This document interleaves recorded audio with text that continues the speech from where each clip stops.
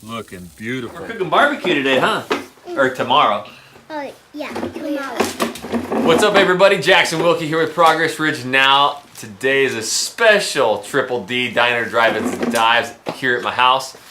We're gonna smoke a 17-pound brisket, and I'm gonna smoke it in my custom smokehouse. I've been smoking briskets for over 10 years. I lived in South Texas for a couple years, so I have literally learned the best way to smoke a brisket. So if you watch this whole video, you will learn how to smoke the greatest brisket you've ever had in your entire life. So stay tuned. It's a community, it's a culture, it's called Progress Ridge.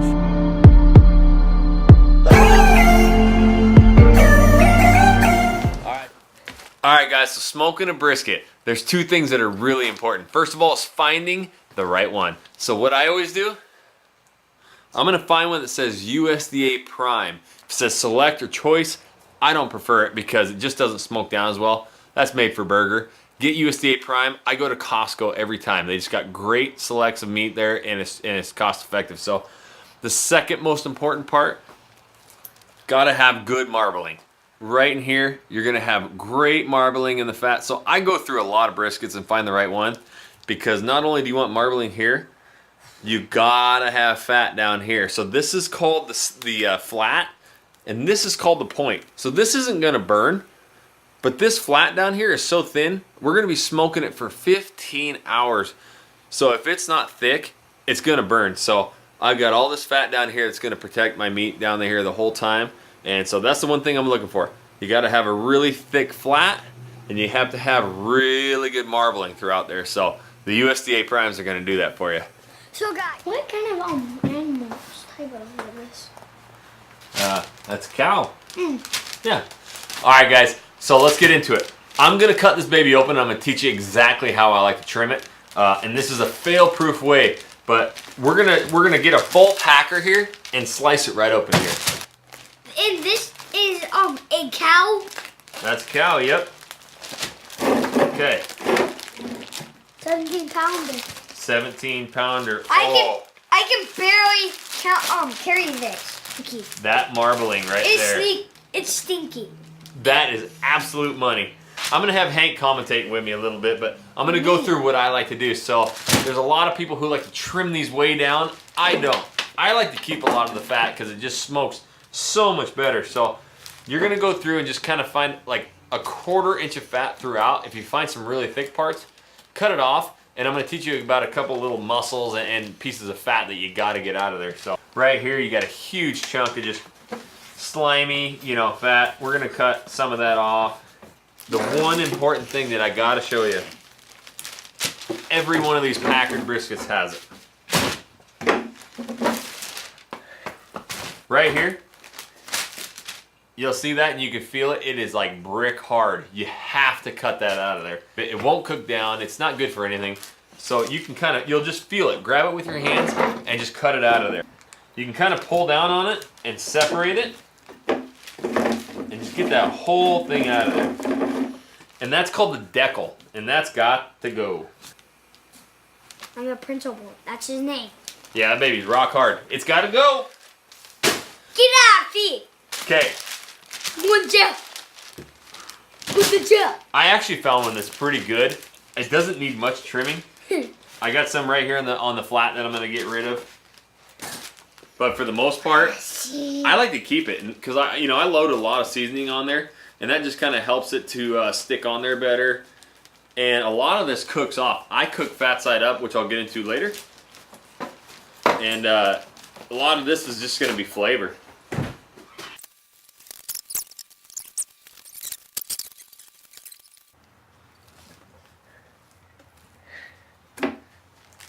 I hope you guys get 100 likes on this video. You better. All right, I've been carving at this thing for too long to not have an ice cold beer, so gotta have beer. I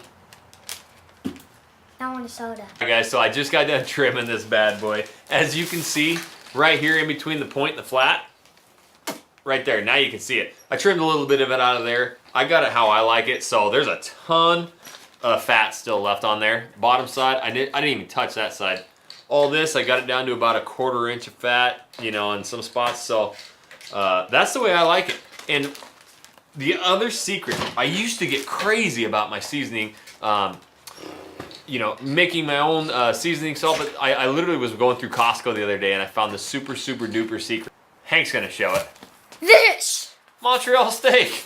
Literally, I use cracked black pepper and salt and garlic, and that's all I use. If you use any liquid, you know, anything, barbecue sauce, that just hides bad meat. So to me, let the meat shine through. Only use a dry rub. I just cover it with this. So let's do that. Try to get 100 likes on this video. So I'm gonna give this a good dosing.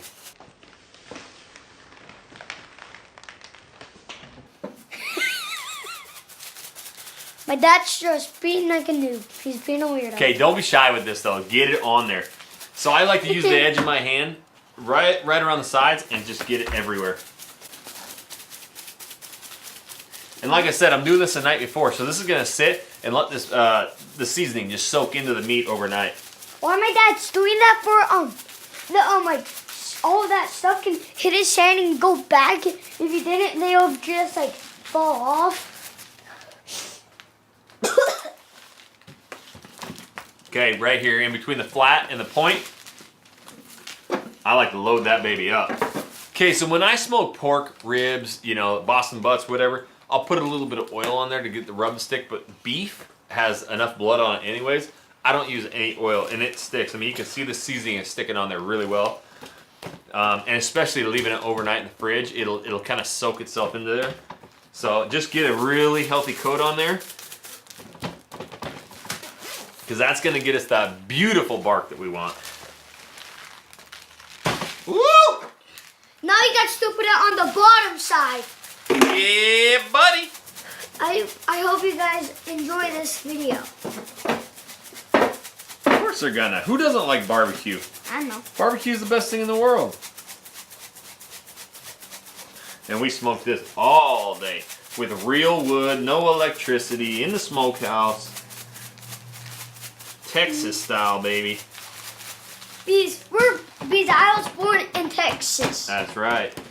Me, Hanky boy. Hanky boy, that's right, baby. And Jaxie boy. Okay, so I'm just kind of getting all this rubbed. Really want it in that meat. That's all we're doing tonight, and then we'll wrap this up in some foil, throw it in the fridge. So that is it for tonight.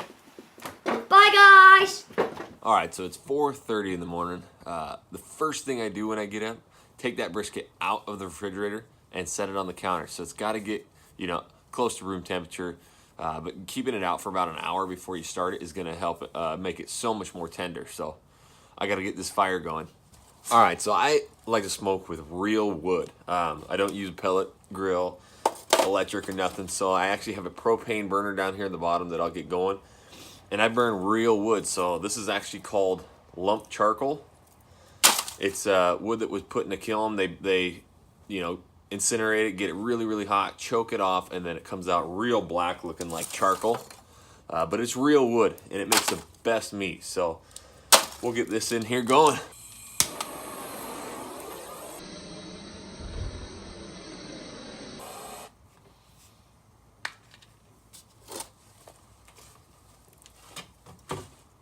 All right, so the smoke's ripping. Now I got to talk about something really important. There's two types of people in this world. One, they cook with the fat side down. They say it protects the meat from burning. Just don't burn the meat. Get better.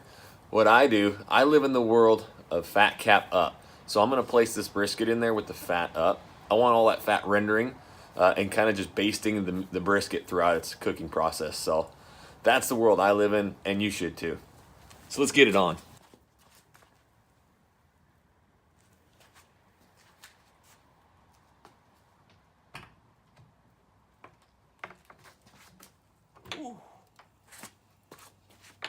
Brisket's on. I didn't mention, always throw water in there. I have a huge water pan and I filled it up with water, so that'll kind of boil and steam and keep that meat moist too. So 6 to 8 hours, and once it's about 165-ish, we're gonna pull it out just for a wrap job. So it's been 4 hours in the smokehouse. I'm at 145 degrees inside on the thickest part of the meat.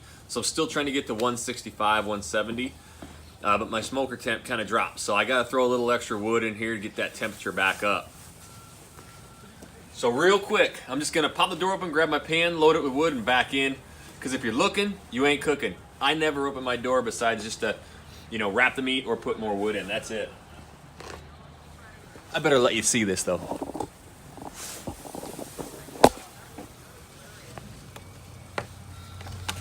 Ooh, look at that. Looking beautiful. It's been a few more hours, 7 to 8 total. We're at about 165 internal temp. And so what I'm gonna do, I'm gonna be pulling it. It's basically taking enough smoke. It's not gonna be able to take any more smoke. It's gonna have a rich red mahogany bark to it. And that's the look I'm going for. So I'm gonna put it in foil, wrap it up, and finish it smoking. But there's a super secret sauce that I do every time, and that just helps to keep moisture in there so that it gets super, super tender. So I like to take a little bit of Sweet Baby Ray's and some apple cider vinegar, blend it up, and then we'll just kind of pour it over the top of the brisket and in the wrap. So just kind of helps boil it in there a little bit. So we'll make that up.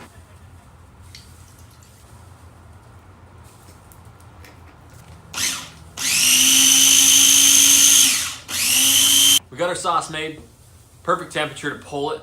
Now, one important thing, I always use some paper towels and grab the brisket with that. Don't use tongs or anything. We worked really hard to get that perfect bark, and you don't want to tear it off there. So be really soft with it, grab it, and put it down.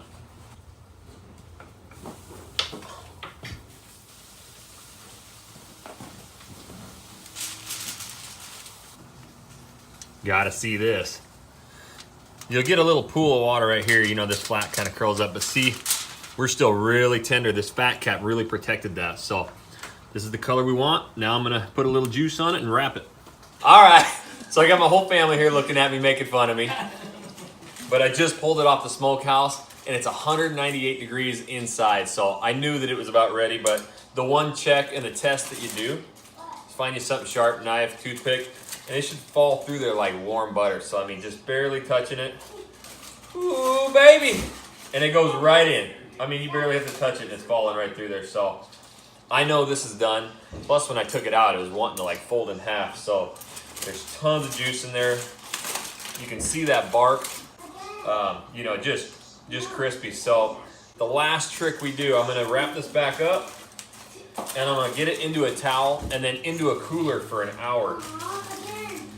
Now what that's gonna do, the whole time it's cooking, the muscles are flexing and it's pushing all the moisture out. And so by letting it rest, we'll wrap it and put it in a cooler. It's gonna actually draw that moisture back in. So if I were to slice this right now, it would be dry instantly because the moisture's not in there. So by letting it cool in the towel, in the cooler, it's just gonna be a lot more, moist meat. So got my main man, Hank. We're in the Hawaiian, it's Christmas Eve, so this is what we do, ugly Hawaiian shirts and pants, so we're a little short here, but I'm gonna get this wrapped up in a towel and put in the cooler, and then we'll be eating in an hour. Yeah, buddy, huh, Hank?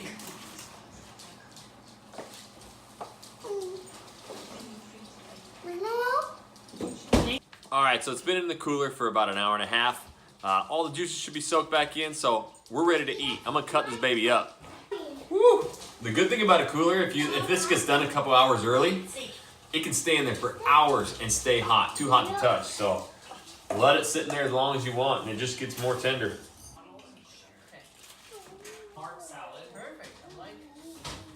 So this right here is your flat, like I explained earlier, and so all your cuts are gonna be going this way on that. You can see the separation of the muscle when you touch it. So right there, I'm gonna cut, oh man, it falls right through. I'm gonna separate that, because this is your point, and your point you're gonna actually cut this way, because that's gonna go against the grain there. So your flat, you're gonna go along here, and your point you turn, and you're gonna cut that way. So there's one last test we gotta do.